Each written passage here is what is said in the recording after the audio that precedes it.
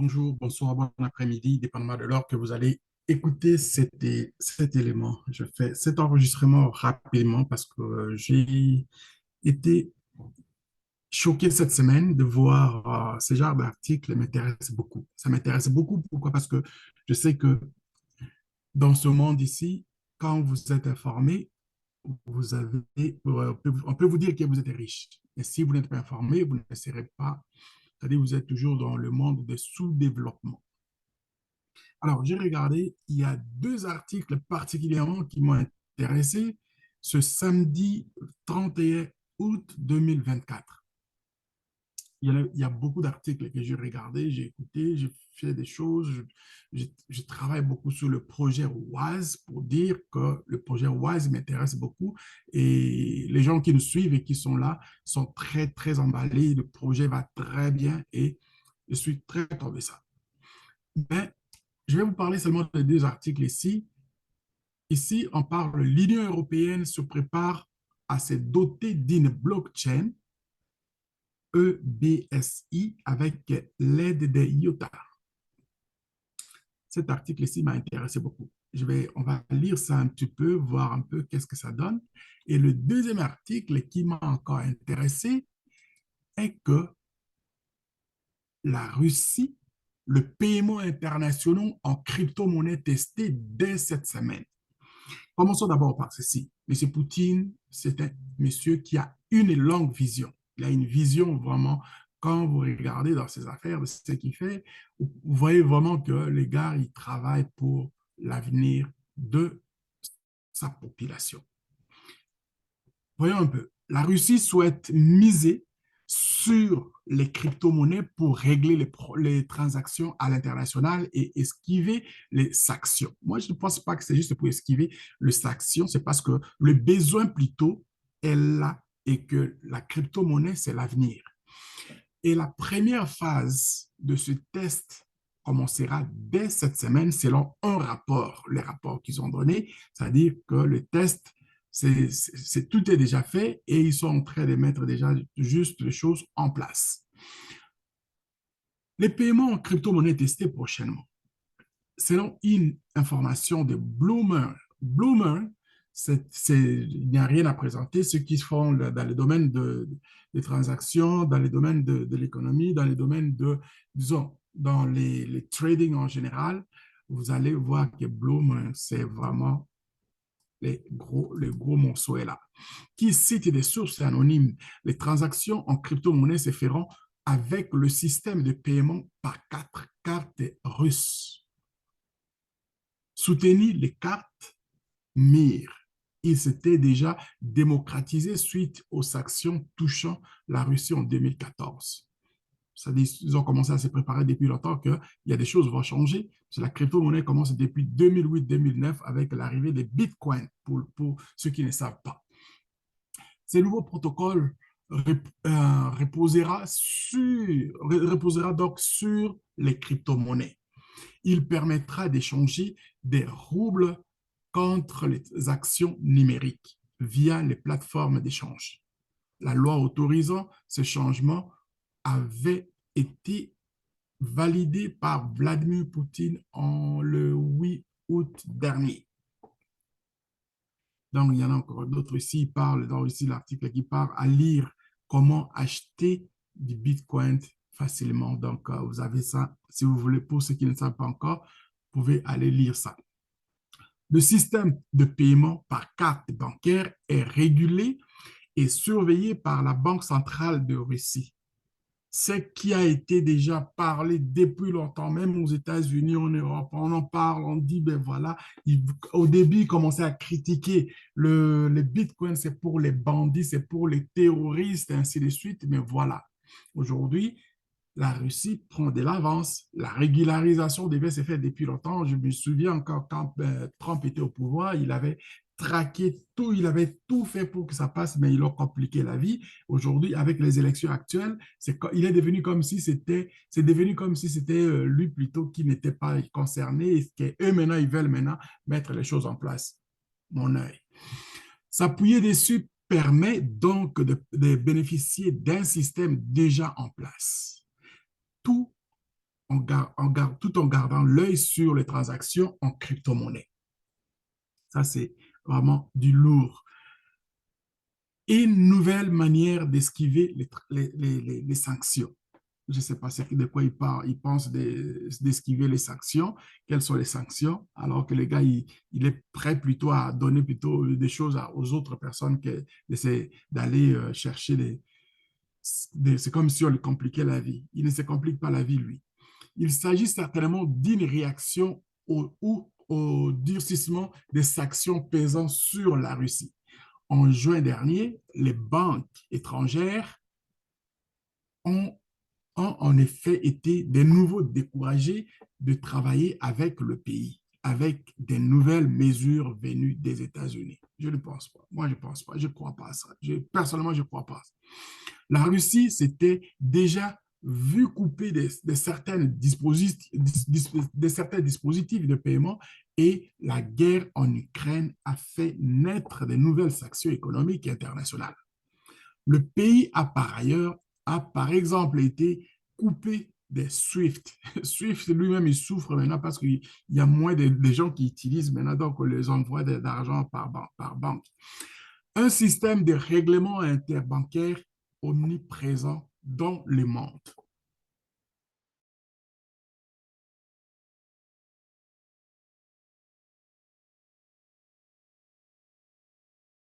2025, moi je pense que ça se fait déjà. Selon des sources interrogées par Bloomberg, le nouveau système basé sur les crypto-monnaies pourrait être utilisé dès l'année prochaine. Ça s'utilise déjà. Si les tests sont concluants, les tests sont déjà faits, ça s'est fait l'argent, on voit l'argent aujourd'hui, ça arrive à la minute. L'on pourrait alors voir des crypto-monnaies circuler sur la bourse de Moscou et celle de Saint-Pétersbourg. Dans l'actualité également, dédollarisation. La Russie pourrait légaliser les stablecoins pour les échanges, donc le pays du BRICS. Encore une assurance. Cette décision s'inscrit dans un large processus de dédollarisation porté par Vladimir Poutine et ses alliés. Cela passe partiellement par la prise en compte des crypto-monnaies avec notamment une ouverture récente au minage. Les minages, c'est gratuit, la majorité des cas, et il faut attendre, c'est quand même un peu de la patience. En Russie aussi, les crypto-monnaies deviennent donc un enjeu majeur. Source Bloomberg. Alors, les gars, les filles, ça, c'est du lourd. Journalistes chez, bon, voilà, ce qu'ils ont fait. Moi, je pense qu'il faut vraiment se rendre compte qu'aujourd'hui, la crypto-monnaie ne va jamais régler. Alors, le deuxième article qui m'intéresse principalement ici aujourd'hui, pour essayer de laisser cet élément à toutes et à tous, c'est ce qui s'est fait à l'Union européenne. Ça aussi, c'est quelque chose de grand. Mais où se trouve dans tout ça l'Afrique en général? L'Union européenne se prépare à se doter d'une blockchain EBSI avec les IOTA, avec l'aide des IOTA. Ceux qui ne savent pas, aller fouiller, vous allez voir c'est quoi IOTA. Hero Blockchain, le projet IOTA travaille depuis plusieurs années sur la conception de la blockchain EBSI de l'Union européenne. Et celui-ci explique désormais avoir atteint une phase pré-commerciale pour les solutions liées au développement de cette blockchain avec l'aide des 6 autres participants. Ben, pour les gens qui vont, par exemple, se poser des questions, pour les ignorants surtout, ils pensent que l'Union européenne ne savait pas ce qui s'apprêtait que ça va arriver. Pour les initiés, moi, je pense qu'on devait tous s'applaudir par nous-mêmes pour dire que l'Union européenne, c'est quand même quelque chose qui a retardé le monde en général, pas non seulement sur le plan politique, mais sur le plan économique. Moi, je pense que les gens qui ont bloqué, qui font du mal à travers le monde, c'est ce qu'on appelle cette organisation de l'Union européenne. Donc, ce sont des petits pays qui se sont regroupés pour devenir une union de quoi? Pour encore amplifier leurs méfaits. Voilà maintenant que l'économie est devenue très difficile, même chez lui-même, comme l'Union européenne, ils commencent à se faire sentir, à sortir disons, faiblesse en disant qu'ils veulent maintenant aller vers une blockchain dans laquelle eux, ils ont commencé d'abord par critiquer que le fait d'avoir la monnaie numérique au départ, c'était pour la monnaie pour les bandits, c'est pour occasionner le trafic, disons, et puis les terrorismes qu'eux-mêmes, ils fabriquent déjà, ils payent les terrorismes, et déjà, ils payaient déjà le terrorisme avec leur monnaie locale et aussi avec les dollars, avec d'autres monnaies avant. Mais aujourd'hui, quand la crypto-monnaie a commencé à rentrer dans le jeu, ils ont commencé à dire que non, c'était plutôt ça, cette monnaie-là, si on laisse passer cette histoire, ça va nous mettre encore dans l'embarras, alors qu'ils avaient déjà installé leur base de terrorisme partout dans le monde. Et aujourd'hui, voilà ce qu'ils nous donnent. Dans un récent communiqué de presse, la Fondation IOTA explique avoir achevé avec succès la phase finale de l'appel d'offres pré-commerciales de la blockchain européenne ABSI. Cette infrastructure européenne de services blockchain européen, Blockchain Service Infrastructure, a été initiée en 2018. Pendant ce temps, il y a des pays africains dotés par des petites marionnettes qui s'affichent et qui se positionnent à la tête de chaque pays, qu'eux, ils positionnent, parlent plutôt d'autres choses qui ne concernent même pas leur population, pour la protection de leur population, et même pour une petite idée comment amener la jeunesse, qui est la source de vie de ces pays-là. Il nous parle plutôt de la démocratisation comme étant quelque chose qui va faire que ça va changer, alors que c'est une démocratisation dans laquelle ils ne savent même pas de quoi, comment la définir. Les développeurs de IOTA ont, en cas à eux, été sélectionnés pour rejoindre l'aventure avec 6 autres projets en 2021. Ça, c'est aussi stupide que ça peut paraître à mes yeux comme étant un visionnaire de ce que je vois de cette histoire. Financé par la Commission européenne, cet appel d'offres pré-commercial vise plus globalement à concevoir de nouvelles solutions pour l'Europe liées à la technologie des registres distribués. Donc, voilà, mes chers amis, ça me fait vomir quand je vois ce genre de choses. Et nous, comme étant de jeunes Africains, que faisons-nous quand on trouve ce genre d'informations et quelles sont les réactions pour que nous puissions avancer, pour que ça change un peu chez nous? On nous a laissé endormis dans les écoles qui sont des écoles de fabrication de têtes, des fabrications de têtes pour leurs besoins. C'est-à-dire qu'un jeune qui va aux études, il étudie pendant des années et à la fin des comptes, il n'a plus de boulot, mais la direction, maintenant, il fait quoi? Non, il se jette dans la direction, la route du désert et la Méditerranée pour commencer à s'efforcer d'aller devenir esclave dans là où ces histoires sont fomentées. Je pense qu'il est temps pour nous maintenant de commencer à voir, parce que l'information, c'est d'abord le pouvoir, en mes yeux. La solution que nous avons développée pour l'Europe blockchain EBSI combine une autre technologie de registres distribués Tangle, basée sur les DAG, Mean, Direct, Acyclic et Graphic, avec des blocs de construction open source, des API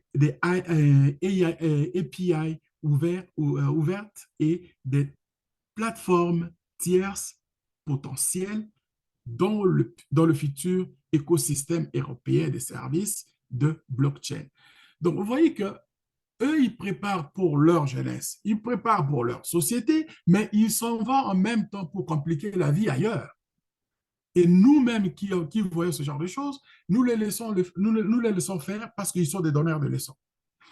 Écoutez ça un peu. IOTA veut contribuer à l'avenir numérique et blockchain de l'Europe.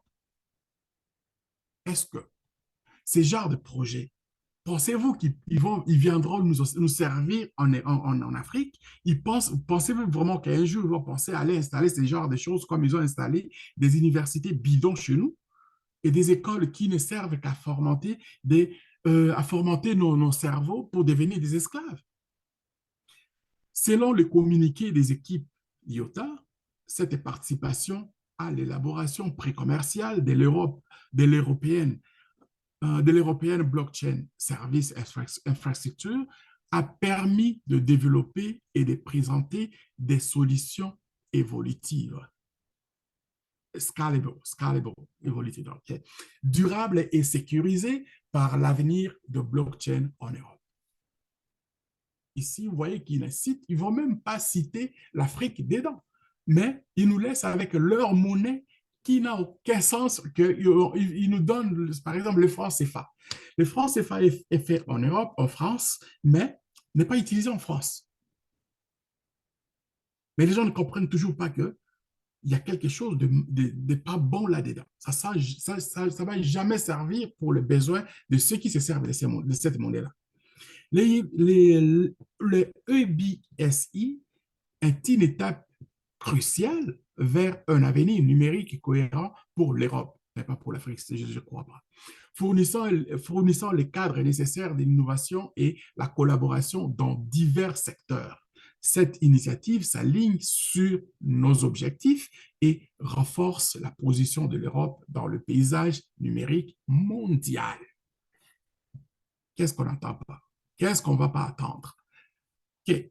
Si la présence des spécialistes du secteur de blockchain comme des CDIOTA dans l'élaboration de EBSI est technologiquement rassurante, il restera par contre à voir quel sera le degré de liberté et de décentralisation de la future infrastructure blockchain de l'Union européenne.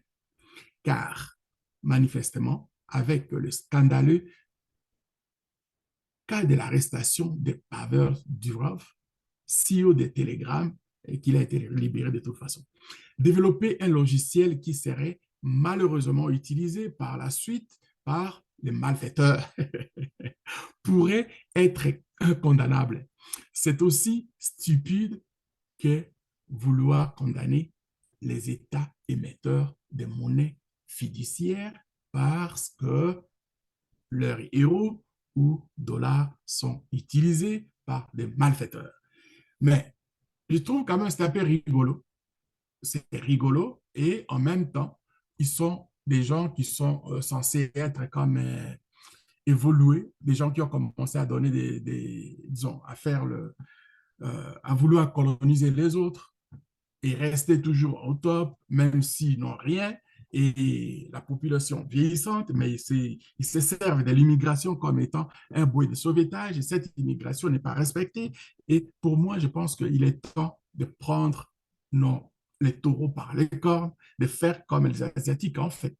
Les Asiatiques ont fait, c'est-à-dire qu'ils ont d'abord, ils n'ont pas boycotté l'industrialisation, ils ont plutôt attiré l'industrialisation en faisant venir ces industries qui étaient ici, qui n'avaient plus de gens pour travailler. Ils les ont amenés chez eux, ils ont commencé à travailler en collaboration et après, les gens qui ont compris que l'industrialisation était aussi nécessaire, mais il fallait qu'ils étudient la base de l'industrialisation. La base de l'industrialisation, ce n'est pas les machines d'ailleurs, c'est le capital humain. Le capital humain, s'il n'est pas là, ça dit qu'il n'y a pas de développement. Le capital humain aujourd'hui, quand on parle de capital humain, le capital humain aujourd'hui se trouve aujourd'hui en Afrique.